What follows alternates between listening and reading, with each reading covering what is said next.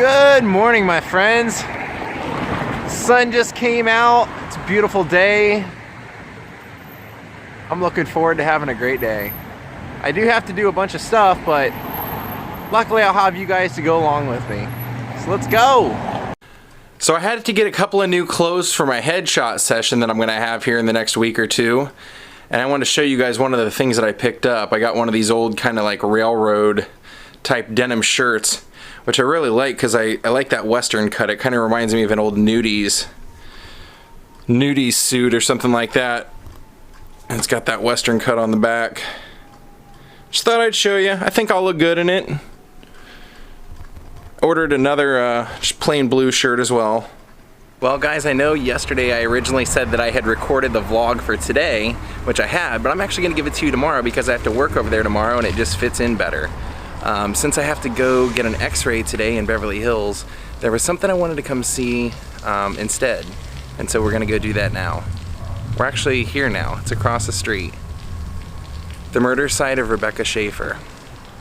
Well, in 1989, a beautiful, innocent young starlet, at the age of 21 years old, was murdered here, named Rebecca Schaeffer.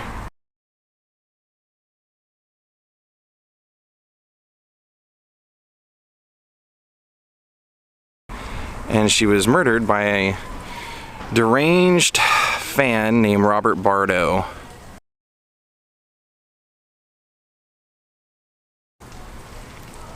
And it's a pretty sad story. See, the only thing she did wrong was live her life, be a young starlet, and try and live out her dreams. But he developed a sick obsession with her and ended up showing up here and killing her. So let's go take a walk across the street and look. Now what's sad about this is that it was, in my opinion, completely premeditated, even though that was one of the arguments that he made, or that his lawyers made, was that it wasn't. He had made 3 trips out here. He had even hired a private investigator to find out her address through DMV records. And basically what happened was he made a trip out here when he first was obsessed with her and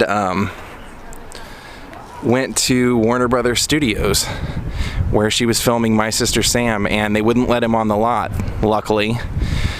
So he went back to Tucson and he basically pined over her, came back out again, showed up at Warner Brothers Studios again with a knife. They wouldn't let him on.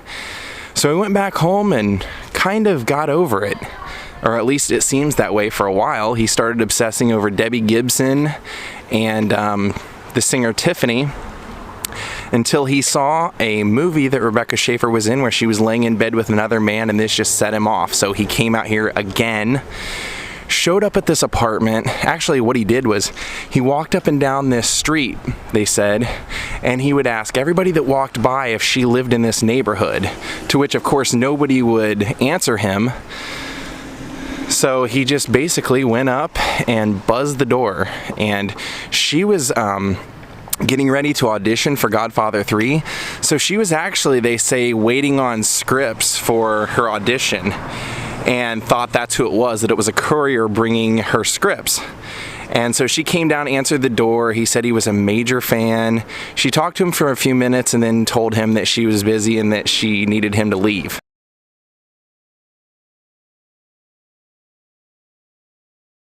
So the story goes that he went a few blocks away to a coffee shop and loaded the gun that he had brought and came back here, buzzed her again.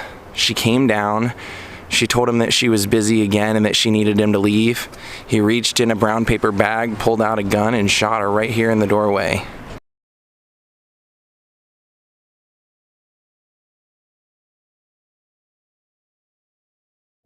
And it's pretty sad because, like I said, it was completely premeditated. He had tracked down her address. He had went to the studio numerous times. He had been here a couple of times. And before that, you could just look up anybody's address through the DMV. It wasn't until after her murder that the United States started enacting stalker laws, and they started coming up with different protections for people. And you know, it's sad that it had to come to this, but he ended up, of course, being tried for it. And you want to know how he got how they found out who did it? Was he went back to Tucson right after he killed her, and somebody had reported a crazy man running through running through traffic, running through the streets. And so when the police went and apprehended this guy, he said, "You better arrest me now because I shot somebody and killed him." And that's how they, you know, connected that he had done this. And Marcia Clark from the OJ trial was actually the one who tried him. And when he shot her here, she actually wasn't dead. She laid in this doorway screaming, and they took her to the hospital, took her over to Cedars-Sinai, where she did die. But man, it's just, God, it's sad to see this. I mean, I know it's kind of morbid to an extent, but it's also history and something that shouldn't be forgotten. God, it's just so sad. One of these would have been her mailbox. One of these probably had her name on it at one point.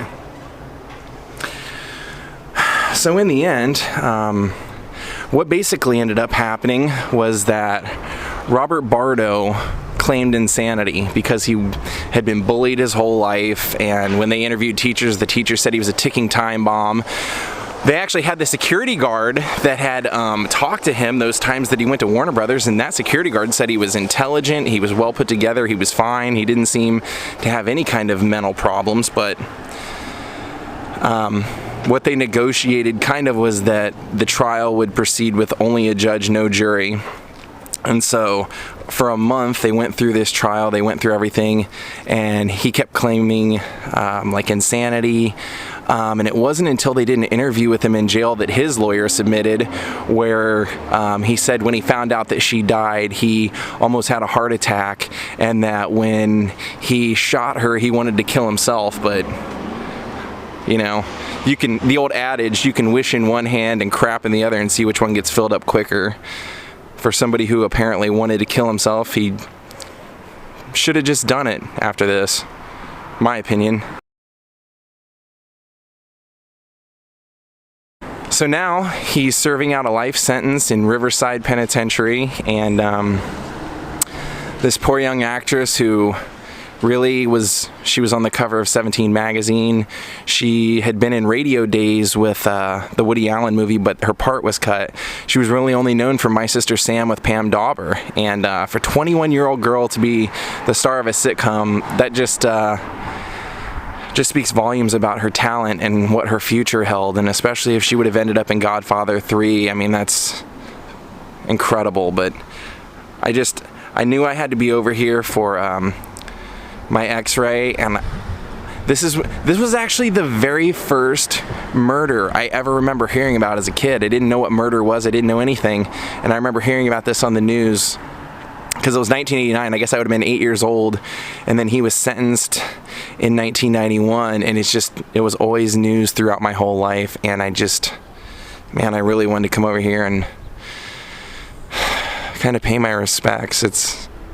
I guess it just feels a little bit more heart-wrenching when you know how young she was and that she had done nothing wrong. You know, that this is just somebody who basically as a kid was a social outcast, and he took a heavy interest in movie stars, and she just happened to unfortunately be the subject of his affection or his obsession. And even once she wasn't the object, she came back into play because of a role that she played in a movie. And as an actor or actresses, I mean, you always have to take that into consideration in your career, that things like that happen. I guess even for YouTubers, you hear about stuff, you know, crazy things happening. Rest in peace, Rebecca Schaeffer.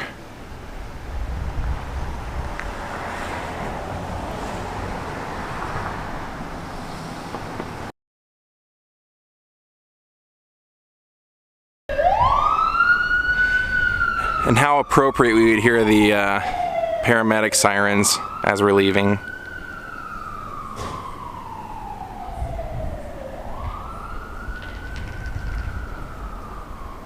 Alright guys, now we're over in Beverly Hills, and I actually got lucky and found one block that had parking available, so I'm gonna walk over and get my x-ray. It's a walk-in x-ray place, so hopefully it won't take too long, but it's 11:55, and one thing I didn't really think about was whether or not they take a lunch from noon to 1.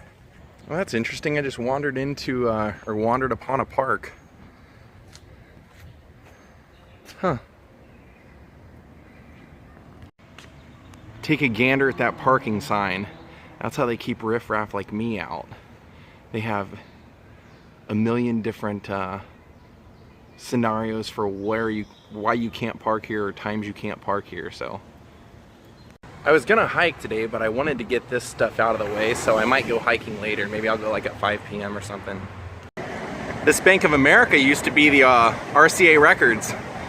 When I used to work for the Jerry's Famous Deli and I delivered food, this was where I came, and the guy liked me so much he was willing to take my demo tape and listen to it. Said it was not radio friendly. And what he meant by that wasn't that the music wasn't good, because he actually did say, he's like, your music's great. He goes, you have minute-long intros and you should be to the chorus by the time you get to a minute in. And he goes, and all your songs are like 4.5 to 6 minutes. They need to be like 2.5, so. All right, I think this glass building is it. We'll see. Yep. All right, that was quick. They had me in and out of there in like 15 minutes, and I forgot my paperwork. And even before I left my house, I was like, don't forget the paperwork, don't forget the paperwork. Then I forgot it, and I got here and they're like, well, you need to have it emailed over. And then as soon as I sat down to start filling out the paperwork, she goes, oh no, they sent it over already, we got it, so. All right, well, I got back from the x-rays and everything, grabbed my mail, and got some pretty nice surprises. For one, I ordered a solar charger, 30,000, what is that? 30,000 whatever power bank, so it should keep my phone charged forever. And since it's solar, that should really make life much easier. And then Vinnie Roth sent me the Van Halen Gene Simmons produced demo tapes, which I did not have, and I cannot wait to listen to. Dude, thank you so much. What a true friend. Oh wow, I spoke too soon. What I didn't realize was Vinnie also sent me his new album, along with a Vinnie Roth guitar pick. Somebody's tired. Well, Lionhearts, I hope you, if you've never heard of Rebecca Schaeffer before today, I hope that you know about her now. And, man, what a sad story. One of the, there aren't many places that I've been to where when I'm standing there I really get like kind of an uneasy feeling, but that was definitely one of them. That was a really sad place to be today. But I think it was worth seeing. So have a great night, and I'll see you guys tomorrow. From your old pal Jordan the Lion in Hollywood, California, have a great night. Whoosh.